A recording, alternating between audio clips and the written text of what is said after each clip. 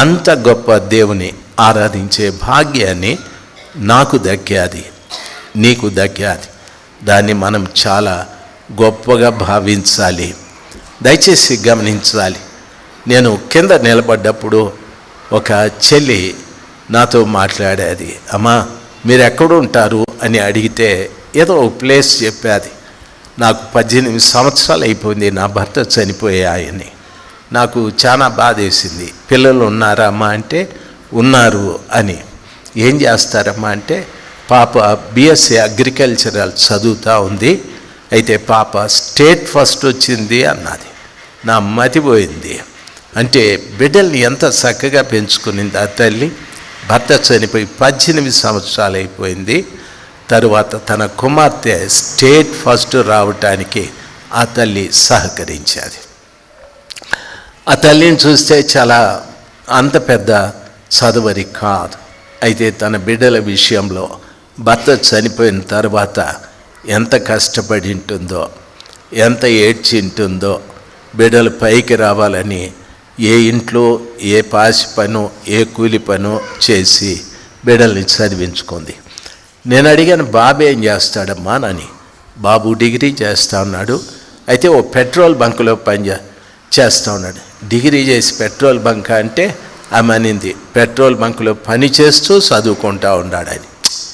నిజంగా నాకు ఆశ్చర్యం అనిపించేది. దయచేసి కొంతమందికి అన్ని సదుపాయాలు ఉన్నా చదవరు. ఆ కుటుంబం నిజంగా ఎంతో మనకు మార్గదర్శకంగా ఉంది. ఆ బిడ్డ తల్లి ఇక్కడే ఉంది. దేవుడు నిజంగా మంచి దేవుడు. ఆయన ఆనుకున్న వారిని పూర్ణ శాంతి గల వారినిగా చేస్తాడు. ఆయన ముఖము చూసిన వారిని లజ్జపడనివ్వడు అని. అంటే ప్రతి విషయంలో కూడా ప్రభువా నీవు నాకు సహాయం చేయాలి అని ఆయన ముఖాన్ని చూస్తే ఆయన ఎప్పుడు మనల్ని సిగ్గుపడనివ్వడు. దేవుడు చాలా మంచివాడు అని. ప్రభు పక్షపాతి మాత్రం కాదు. నీకు మేలు చేసి ఇంకొకరికి మేలు చేయకుండా ఉండటానికి ఆయన పక్షపాతి కాదు. ఆయన న్యాయవంతుడైన దేవుడు. అయితే ఆయన సహాయం చేయటానికి పూర్తిగా మనము ఆయన మీద ఆధారపడడం నేర్చుకోవాలి. దేవుడు నిజంగా మంచి దేవుడు. ఆయన సృష్టికర్త, ఆయన ఆది అంతమై ఉన్నవాడు. ఆయన నా కొరకు ప్రాణం పెట్టినవాడు. నా పాపముల విషయమై నేను అలక్ష్యం చేసిన ఆయన నేను పాపంతో చనిపోకూడదని ఈ భూమి మీదకి వచ్చి నన్ను ప్రేమించినవాడు ఆయన. మన ఇంట్లో త్రాగుబోతుంటే రోజు వాడిని తిడతాం. మన ఇంట్లో సోమరుడు ఉంటే రోజు వాడిని తిడతాం. ఏరా అన్నం పెట్టినప్పుడు అంతా ఊరు తిరిగి వస్తే అన్నం పెట్టాలన్నా నీకు సిగ్గు లేదంటరా అని అంటాం. సోమరుడిని తిడతాం, పనికిరానోని తిడతాం, త్రాగుబోతుని తిడతాం, అందరినీ తిడతాం. దేవుడు ప్రేమిస్తున్నాడు. వీళ్ళందరినీ కూడా దేవుడు ప్రేమిస్తున్నాడు. ఆయనలో ఉన్న గొప్ప విశేషం అందరినీ ప్రేమిస్తాడు. అందరినీ ప్రేమించి ఏం చేశాడు అంటే వీళ్ళందరూ వారి పాపముతో చనిపోకుండా ఉండటానికి వారి కొరకు తానే ప్రాణం పెట్టాడు. అంత గొప్ప ప్రేమ కలిగిన దేవుడు. నా కొరకు ప్రాణం పెట్టాడు ఆయన, నీ కొరకు ప్రాణం పెట్టాడు ఆయన. ఎందుకంటే నా పాపముల విషయమై నేను చనిపోకుండా నేను పవిత్రంగా జీవించి చనిపోతే పరలోకంలోకి వెళతానని.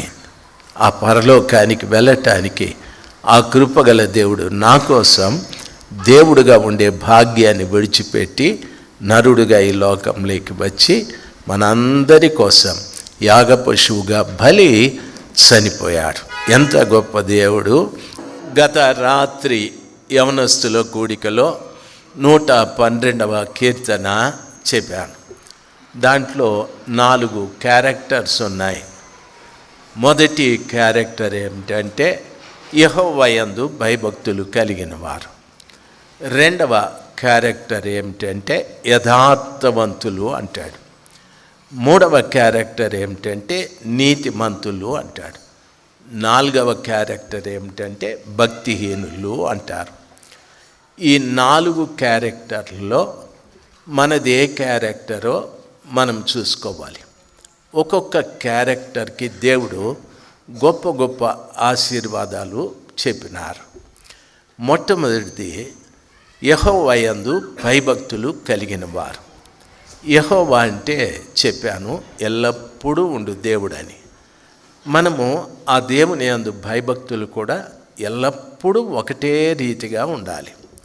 ఇంట్లో ఉన్నప్పుడు కానీ, మనం ఎక్కడైనా పనిచేసే స్థలంలో కానీ, లేక మందిరానికి వచ్చినప్పుడు కానీ, ఎక్కడికి వెళ్ళినా మనము దేవుని యందు నిజమైన భయభక్తులు కలిగి మనం జీవించాలి.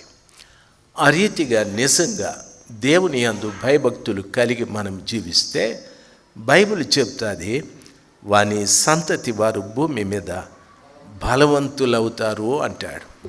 వాని చెప్పండి, వాని సంతతి వారు భూమి మీద బలవంతులవుతారు. ఎవరి సంతతి వారంటే దేవుని యందు భయము భక్తి కలిగిన వారు. ఇప్పుడు నాకు సంతానం ఉంది. నాకు 2 కుమార్తెలు, 1 కుమారుడు. వారికి కూడా పిల్లలు పుట్టారు.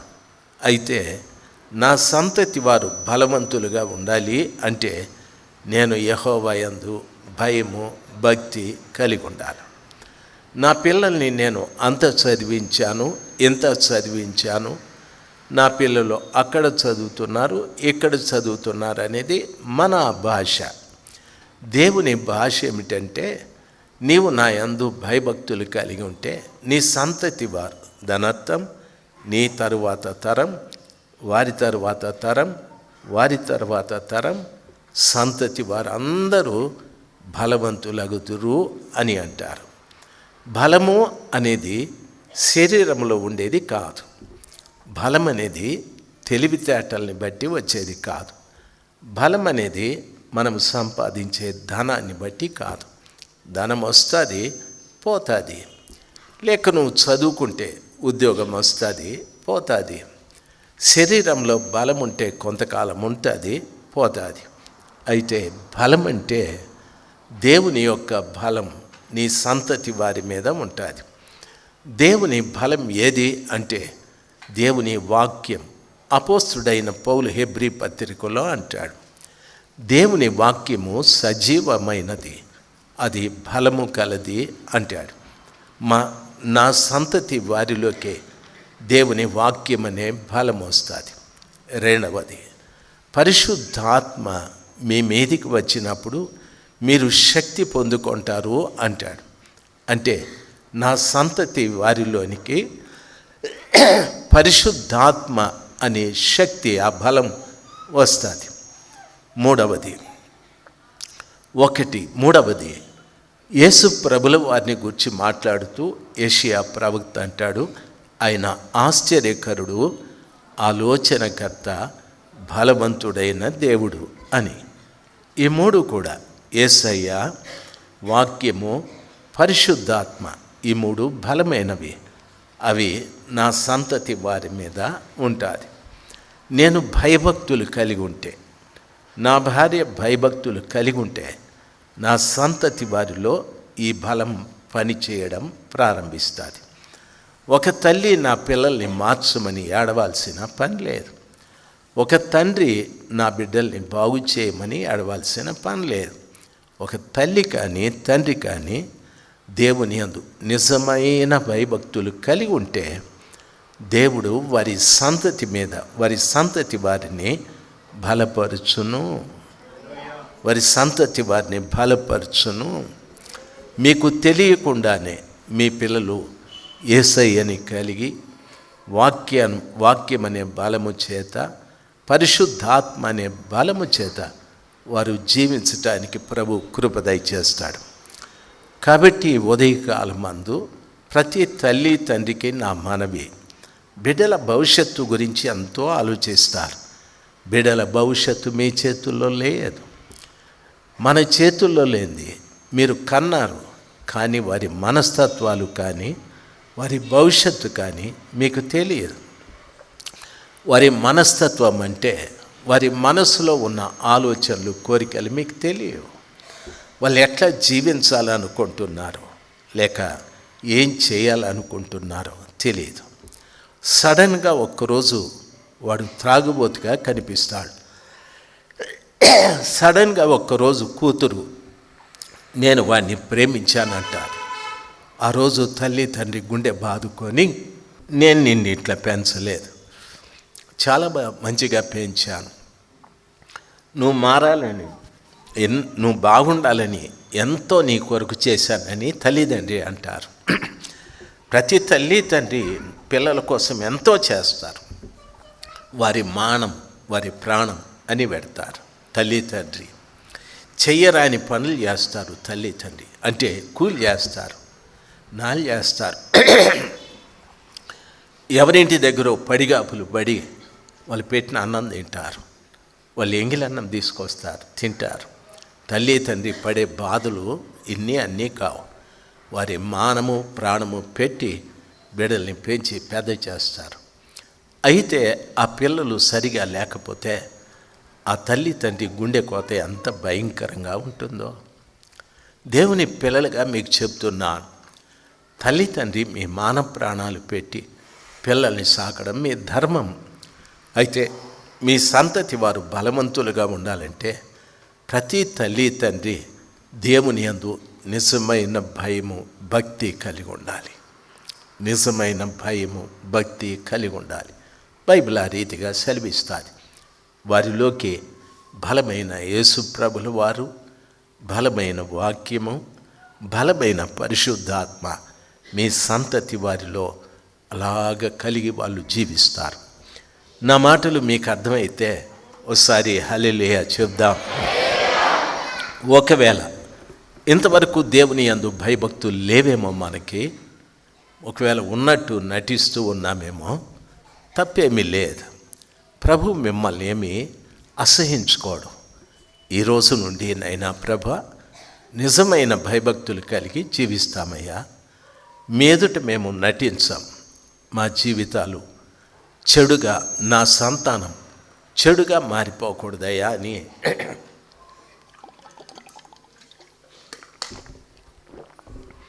ప్రభులు వారిని ప్రార్థిస్తే ప్రభుల వారు ప్రేమ కలిగిన వాడు, ఆయన క్షమించే దేవుడు. రెండవది యథార్థత అనేది చాలా ప్రాముఖ్యమైనది. దేవుని యందు భయభక్తులు ఎలాగో దేవుని దగ్గరికి వచ్చే ప్రతి బిడ్డ యథార్థంగా ఉండాలి. ఒక మాటలో చెప్పాలంటే నీ మాట అవునంటే అవును, కాదంటే కాదు. నీ భక్తి కూడా ఇక్కడ ఎంత భక్తిగా ఉంటావో బయటికి వెళ్ళినప్పుడు కూడా అంతే భక్తిగా ఉండాలి. నీ భాష, నీ వేషం, నీ ప్రవర్తన ఇవన్నీ దేవునికి తగినట్టుగానే ఉండాలి. దయచేసి ఇక్కడొక రీతిగా బయటికి వెళ్ళిన తర్వాత ఇంకొక రీతిగా మనం ప్రవర్తించకూడదు. ఎందుకంటే దాన్ని నటన జీవితము అని అంటారు. ఆ రీతిగా మనం నటించకూడదు. ఆ రీతిగా నటిస్తే మనలో నుండి యథార్థత వెళ్ళిపోతుంది. కాబట్టి యథార్థవంతులను గురించి యథార్థవంతుల వంశపు వారు దీవించబడతారు అంటారు. నేను యథార్థంగా ఉంటే నా వంశం అంతా దీవించబడుతుంది. దీవించబడ్డమంటే ఎట్లా దీవిస్తారు ప్రభువా? కలిమియు సంపదయు వారి ఇంట ఉండును. చెప్దాం హల్లెలూయా. కలిమి సంపద వారి ఇంట ఉండును. కలిమి సంపద విస్తరిస్తుంది. కలిమి స్థిరంగా ఉంటుంది. నా కాలంలో కలిమి ఉంటుంది, నా పిల్లల కాలంలో కలిమి ఉంటుంది, వారి పిల్లల కాలంలో కలిమి ఉంటుంది. సంపద విస్తరిస్తూ ఉంటుంది. ఇంతవరకు నేను ఇల్లు కడతాను, ఇంతవరకు పొలం కొంటాను. ఎందుకు ఇవన్నీ విస్తరిస్తున్నాయి అంటే యథార్థత. నీ జీవితంలో యథార్థత ఉంటే నీ ఇంటి గడప దగ్గర ఎవరు నిలబడి ఉంటారో తెలుసా? కలిమి యేసయ్య కాదు, కలిమి సంపద, వాళ్ళిద్దరు నిలబడి ఉంటారు. యథార్థత ఉంటే ప్రభు చెప్తాడు, కలిమి సంపద వాళ్ళ ఇంట్లోకి వెళ్ళండి అని చెప్తాడు. యథార్థత లేకపోతే కలిమి సంపద మన ఇంట్లో నుండి బయటికి వెళ్ళిపోతుంది. సార్, నేను ఐఏఎస్ చదివినాను సార్. నీ చదువుతో కలిమి సంపద నీ ఇంట్లో నిలబడదు. నా దేవుడు ఆదేశిస్తేనే. దయచేసి గమనించాల్సింది, దేవుని పిల్లలుగా చూస్తాం. ఎంతోమంది బహుగా సంపాదిస్తూ ఉన్నారు, కోట్లకు. ఒకరోజు కూడా వారు నెమ్మదిగా పడుకునే ప్రసక్తి లేదు. దయచేసి గమనించాల్సింది, చెట్టు కింద ఉన్నాయన ఆ రోజు అడుక్కొని భార్య పిల్లలు తిని సంతృప్తిగా నిద్రపోతాడు ఆయన గురకలు పెట్టి. ఈ డబ్బు ఉండేవానికి నిద్ర ఉండదు. దేవుని పిల్లలు మీకు చెప్తాను, యథార్థత నీలో ఉంటే ప్రభు చెప్తాడు, నా కుమారుడు ఇమాన్యుయల్ చర్చిలో యథార్థంగా ఉన్నాడు, వాళ్ళ ఇంటికి మీరిద్దరూ వెళ్ళండి అంటారు. ఎవరిద్దరు? కలిమి సంపద. వెళ్ళండి వాళ్ళ ఇంటికి అని. అందుకే నేను యథార్థంగా జీవించాలి. కలిమి కోసము సంపద కోసం నేను ప్రయాసపడాల్సిన పని లేదు. నా ప్రభే చెప్తాడు, వాళ్ళ ఇంటికి వెళ్ళండి అని. యథార్థత లేకపోతే వాళ్ళిద్దరూ చెప్తారు, ప్రభువా ఈ మనిషిలో యథార్థత లేదు, మేము ఇక్కడ ఉండమని. వాళ్ళే బయటకు వచ్చేస్తారు. దేవుని పిల్లలు, ఇంతకంటే గొప్ప సమాచారం ఏముంది చూడండి. కలిమి సంపాదించుకోవటానికి, సంపద సంపాదించుకోవటానికి ఎన్ని ప్రయాసాలు పడతాం. ఇల్లు కట్టడానికి చాలా అప్పులు చేశాను అంటాం, ఇల్లు కొనటానికి అప్పులు చేశామంటాం, ఈ ఉద్యోగం రావటానికి ఇంత లంచం ఇచ్చాము అంటాం, ఈ పొలం వ్యవసాయం చేయటానికి ఇంత అప్పు చేసాము, అప్పు తీరలేదంటాం. సార్, నన్ను గమనించండి, దేవుని ఎదుట యథార్థంగా బ్రతకండి, వాటి అంతటా అవే మీ ఇంట్లోకి వస్తాయి. కలిమి సంపద. చెప్పండి, యథార్థవంతుల వంశపు వారు దీవించబడతారు. కలిమియు సంపదయు వారి ఇంట ఉండును. హల్లెలూయా. చాలామంది చెప్తారు, సార్ నా భార్య చాలా బలహీనంగా ఉంది. ఏమి అంటే అల్సర్ సార్. వాళ్ళ ఇంట్లో ఏముందో తెలుసా? అల్సర్ ఉంది సార్. మా ఇంటి ఆయన చాలా బాధపడుతున్నాడు సార్. ఏమంటే పక్షవాతం, కాలు చేయబడిపోయా.